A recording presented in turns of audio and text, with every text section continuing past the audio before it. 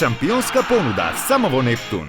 Ajde, do 22. januari. Neptun.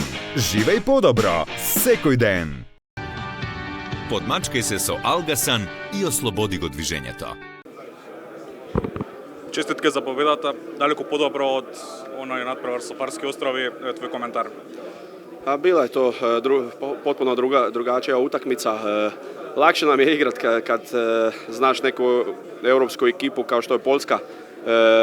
Farske ostrove nismo poznali, mogu reći tako, bila prva utakmica, bili smo u grču, ali danas je sve to lakše, bolje izgledalo i moram priznat, napravili smo korak naprijed i na tome gradimo. Jako moram isto biti realan i reći da danas Poljska nije bila to što smo očekivali. Mislim, ko da su se predali u 40. minuti, imali smo tu razliku i nismo je spustili, tako da zadovoljan sam, ali možemo mi još bolje. Ostanува nadprevarat со Норвешка за прво место, пролаз понатаму во втората фаза имате веќе, коментар за до каде може Словенија?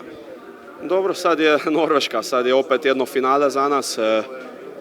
Ispunili smo cilj, to što smo očekivali, da rekli smo 2 pobjede na početku i idemo dalje, ali sad smo vidjeli da imamo još rezerve, da možemo još bolje i Norveška uvijek je bila nekako bolja od nas, ali mi svi imamo osjećaj da mi možemo dobiti tu Norvešku.